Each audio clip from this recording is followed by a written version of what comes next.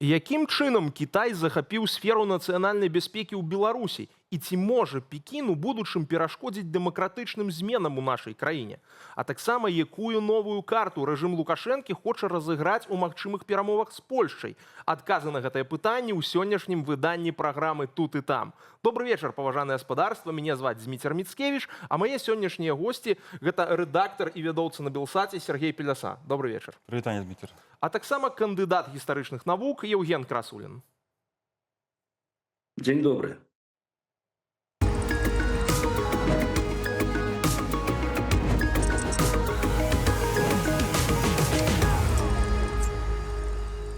Пачнем давайте з невідавочных пытанняў нацыянальнай бяспекі Беларусі. Выданне Foreign Affairs апублікавала даследаванне аб тым, як Кітай апаноўвае сістэмы крытычнай інфраструктуры і нацыянальнай бяспекі іншых краінаў.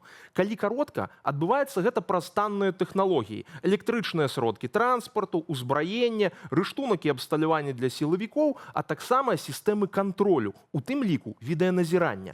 Да гэтага таксама далучаюцца праграмы навучання ў Кітаі і асабістыя сувязі. І ў выніку складваецца сітуацыя, калі цэлыя сістэмы, крытычныя для функцыянавання дзяржавы, транспартныя сеткі ці паліцэйскія структуры апынаюцца пад кантролем кітайскіх кампаніяў. Вось цытата з даследавання. Адмовіцца ад інтэграваных сістэм складана. Таксама цяжка знайсці альтэрнатыўных пастаўшчыкоў крыху больш складанага абсталявання.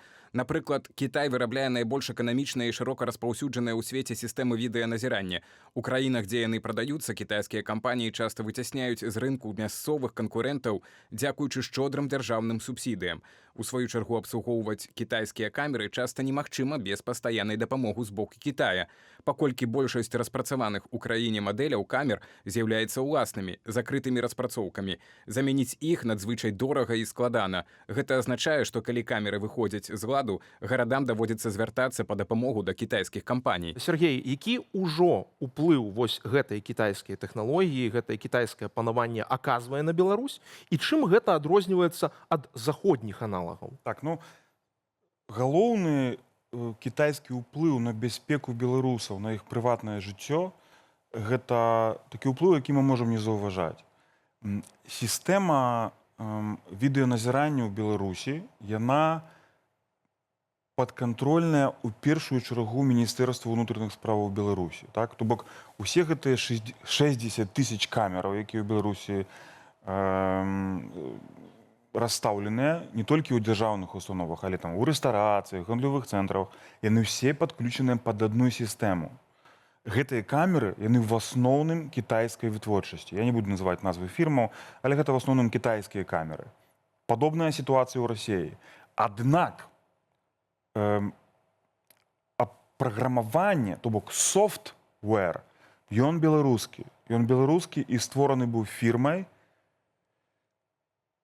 адной з фірмаў беларускіх, і на гэту фірму наклалі санкцыі ў развязу. Менавіта за тое, што гэта фірма стварыла софт для назірання за беларусамі. Як гэта працуе, як гэта адрозніваецца, напрыклад, з Польшай, ці з еўразвязам? Гэта сістэма аўтаматычнага распазнавання твару у дадзены момант у рэжыме рэальнага часу. Ну, то бок, груба кажучы, вось мы з табой трапляем в Беларусь, так, у нас з табой крымінальныя справы, нас гэта камера можа на вакзале, у гандлёвым цэнтры пазнаць, і да нас прыйдуць невесёлыя хлопцы ў пагонах у гэты момант, так? Падобным чынам гэта працуе ў Расіі, але я бы сказаў, што в Расіі, у Маскве прынамсі, гэта яшчэ далей пайшло. Камер больш і магчымасцяў больш. Гэта звязана таксама з тэрарызмам у Расіі, ісламскім тэрарызмам і з тым тэрарызмам, якога аўтарам з'яўляецца рэжым Пуціна. На Захадзе ж цалкам іначай. Якая розніца? Камеры ў Варшаве таксама здымаюць і в Берліне, так, людзей, але яны не маюць права распазнаваць твар, яны не пазнаюць цябе. Толькі паводле рашэння суду ці нейкіх іншых органаў паліцыя ці спецслужбы могуць атрымаць доступ да запіса ці да камеры, каб пазнаць, ці гэта вось чалавек, гэта там тэрарыст, злачынца ці хтось яшчэ.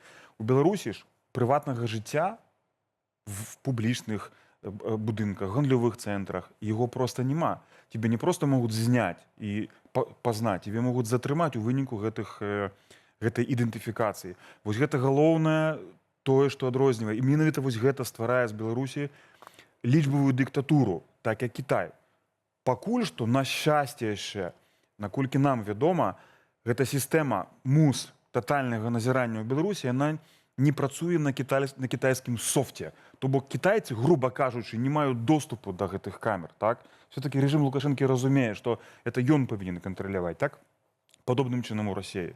Але я думаю, што в гэтым кірунку можа ісці, і пра гэта сведчыць той факт, што Беларусь далучаецца вось цяпер да арганізацыі ВАЙК, сусветнай арганізацыі па штучным інтэлекце, якую стварае Кітай. Пра гэта мы яшчэ пагаворым, у нас будзе яшчэ момант аб гэтым, тому што таксама вельмі важная тэма. Вот, Еўген, у мяне такое пытанне, а што яшчэ Кітай пастаўляе і можа пастаўляць у Беларусь менавіта для пашырэння гэтага кантролю? Як гэта з іх пункту гледжання выглядае? Ну, власне кажучы, ён будзе пастаўляць тое, што ад яго будуць, ну, скажем, патрабаваць, пра што будуць прасіць беларускія ўлады. Вось Сергей цудоўна паказаў, што вось гэтае абсталяванне, якое пастаўляецца Кітаем, гэта толькі абсталяванне.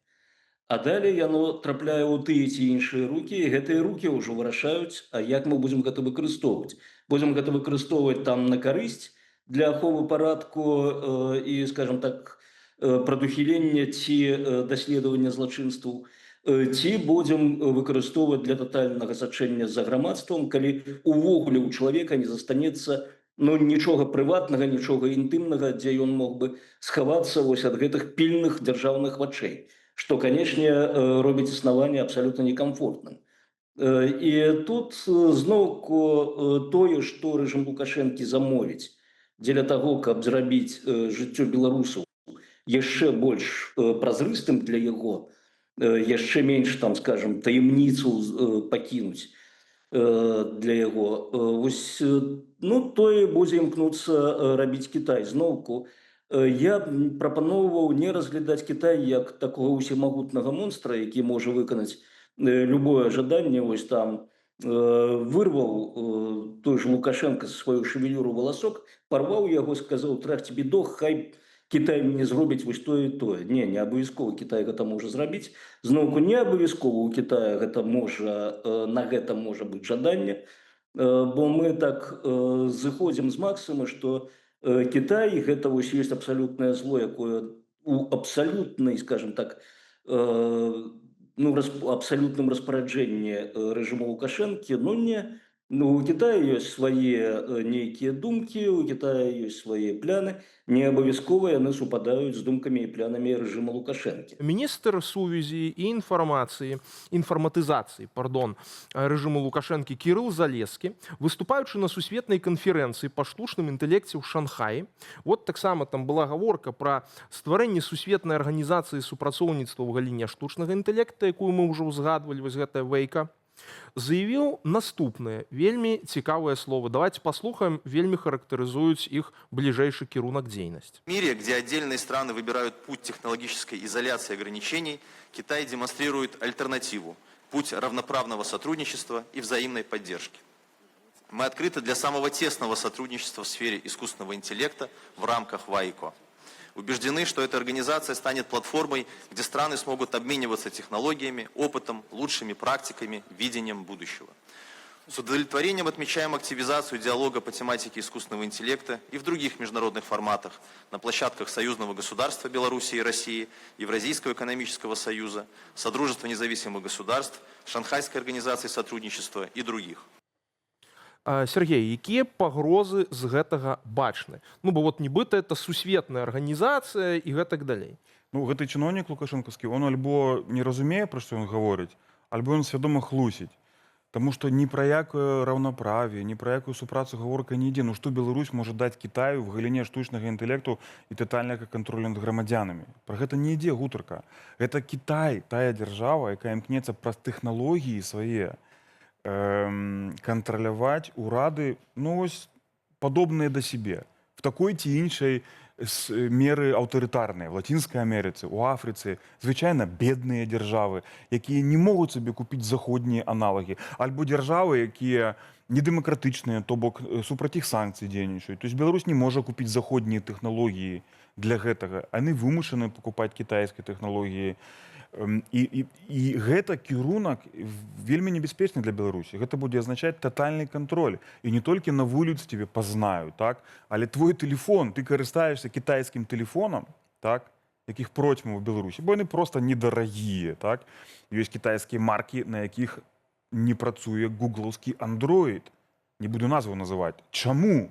Узнікае пытанне, так? Чаму кітайскія электрычныя аўтамабілі, альбо ўвогуле кітайскія аўтамабілі не пускаюць на тэрыторыю ваенных частак у Польшы? В чым праблема? Гэта кепскі кірунак вельмі. Я думаю, што рэжыму Лукашэнкі варта ўсё-такі прытрымаць вось такіх гарачых чыноўнікаў і гэты працэс крыху кантраляваць. Таму з іх пункту гледжання, вось улічваючы 2020 год, і лукашысты ўбачылі, што беларусы тотальна супраць рэжыму, што лукашысты гэта меншасць. І в гэтай сітуацыі яны не могуць губазікаўца прыставіць кожнаму апазіцыянеру, якіх сотні, тысячы, мільёны. Для гэтага патрэбныя лічбавыя тэхналогіі. Лічбавы губазік. Лічбавы губазік патрэбны, і гэты лічбавы губазік дапамагае ствараць Кітай. Не дзеля таго, каб зарабіць на гэтым грошы, а дзеля таго, каб уплываць на гэты рэжым, і каб рэжым Лукашэнкі быў падкантрольны кітайскім тэхналогіям. І рэжым Лукашэнкі гэта толькі адзін з дзесяткаў рэжымаў у свеце, які не мае вялікага значэння цяпер для Кітая. Бо Кітай ўжо практычна не развівае праект «Адзін пас, адзін шлях». Яго ўжо амаль што пахавалі, так? Яны шукаюць альтэрнатыўныя шляхі. І вось гэты шлях праз падпарадкаванне тэхналагічнае, тым ліку праз татальны кантроль, там, дзе трэба гэта даць, да? Это ёсць як бы новы адзін пас, адзін шлях Кітая. Вось, дарэчы, Евген, тут вельмі цікавая тэндэнцыя прамалёўваецца, якраз вот менавіта в вышэй згаданым дакладзе, што Кітай адмовіўся нібыта ад такіх глобальных праектаў і вырашыў праз больш лакальныя рэчы пашыраць свой кантроль. Як увогуле гэта праектуецца і што гэта для Беларусі значыць? Ну, я б тут, па-першае, не зусім пагадзіўся з пахаваннем праекту «Пояс-шлях», бо пра яго сапраўды апошнім часам мала чуваць. Вось, дарэчы, будзе ў сярэдзіне верасня чарговы саміт будзе гэтай ініцыятывы ў Кітаі. Тут варта заўважыць, што як бы мы не ставіліся да гэтага праекту, мегапраекту, ён даў свой плён. Ён даў распаўсюд для Кітаю і прысутнасць шмат у якіх рэгіёнах, шмат у якіх краінах, там за 150 краінаў.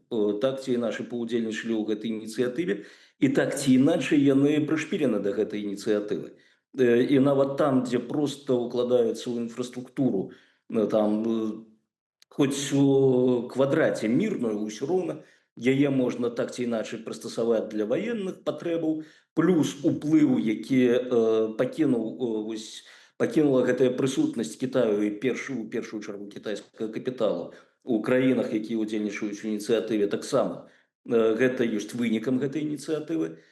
І зноўку так, вось тое, што было яшчэ гадкоў 5 таму на слыху, гэта вось гэтыя гіганцкія праекты, у першую чаргу інфраструктурныя праекты, гэта глыбакаводныя порты у розных краінах свету, яны занадта шмат прыцягваюць увагі да сабе. Вось прыцягнулі ўвагу. Кітай вельмі не любіць, канечне, прыцягваць увагу. Таму некалькі год таму Кітай перайшоў да іншай тактыкі. Ён перайшоў да такіх дробных кропкавых дамоваў, справаў паміж кітайскімі кампаніямі і нейкімі лакальнымі кампаніямі. Прычым не абавязкова гэтыя лакальныя кампаніі могуць быць камерцыйнымі, яны могуць быць муніцыпальнымі. Вось з муніцыпалітэтамі розных краін, Лацінская Амерыка, Афрыка, некаторыя азіяцкія краіны, кітайскія кампаніі заключаюць дамовы па тых жа актуальных тэмах, якія сёння ўжо гучалі. Гэта бяспека. У першую чаргу гэта барацьба са злачыннасцю. Лацінская Амерыка вельмі актуальная тэма.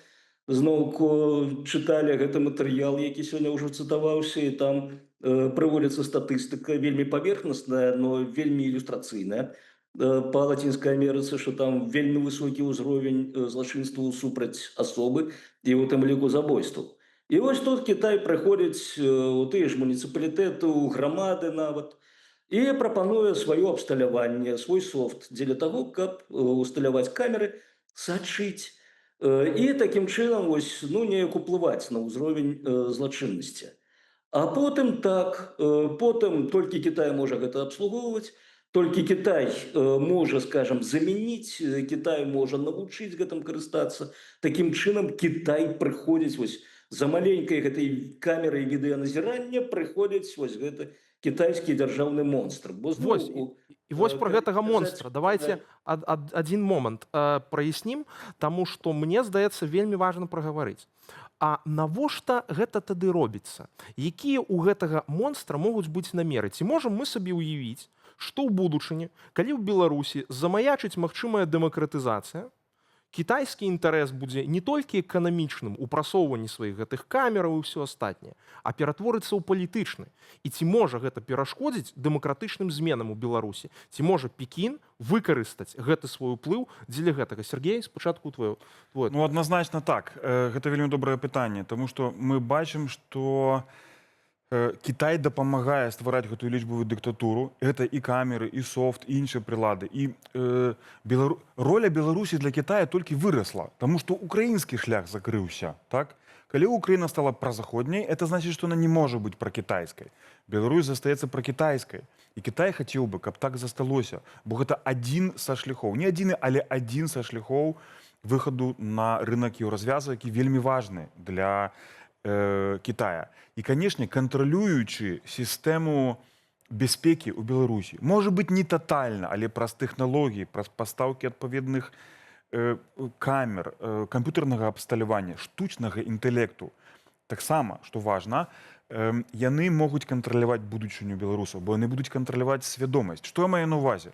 У Кітаі штучны інтэлект працуе не так, як на Захадзе. Ён табе не знойдзе адказ на пытанне паводле тых крыніцаў, які в інтэрнэце.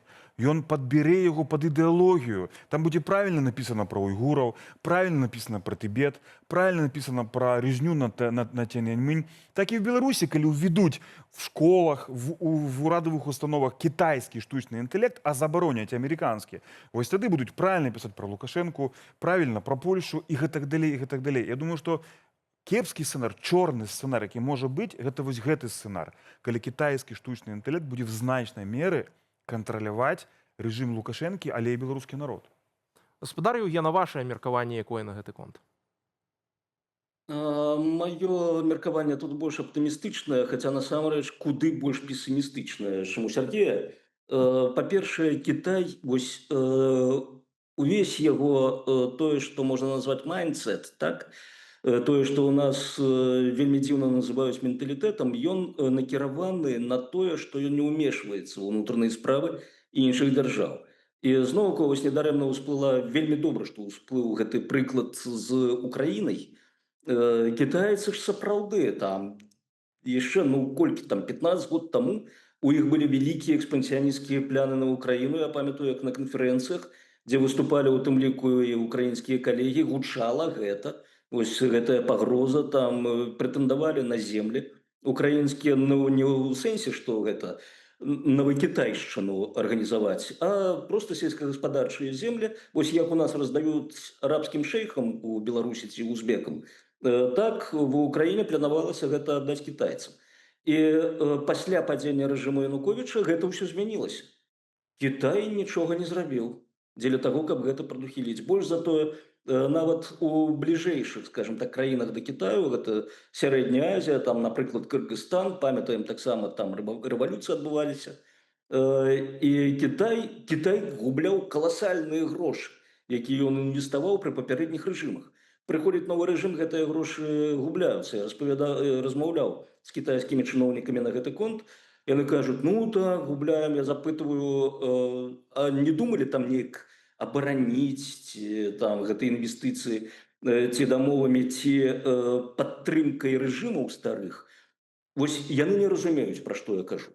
То бок тут ад Кітая наўрад ці мы можам чакаць, я кажу ў дадзеным, у нашым бягучым кантэксце, чакаць нейкія захады на актыўную абарону рэжыму Лукашэнкі. Вось калі пераможа Ціханаўская, заўтра ўедзе на белай лошадзі ў Менск, Кітай будзе за яе. І будзе таксама спрабаваць ёй пабудаваць кантакт, справы весці, ўсё. Вось тут Кітай, у чым ягоная ўстойлівасць у знешняй палітыцы, ён можа мець справы з любымі людзьмі. Для яго ідэалогія не галоўная. Галоўнае, каб мышэй лавілі, як Дэн Сяопін так у свой час казаў. Вось, і от Але тут якраз про есть одна мышэй. проблема.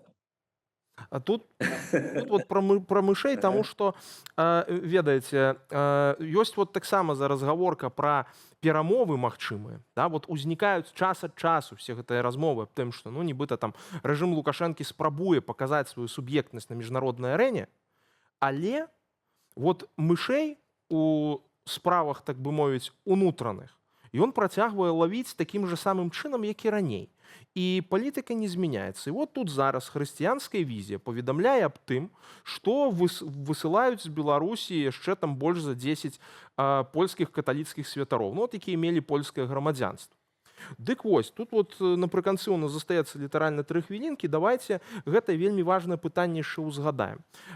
Сергей, ці не выглядае гэта, як, па-першае, каплівуха для Варшавы чарговая, ну, вот, бо все ж таки для Польшчы гэта вельмі важнае пытанне каталіцкай веры, увогуле хрысціянства, і гэта таксама паказнік в стасунках з Беларусю.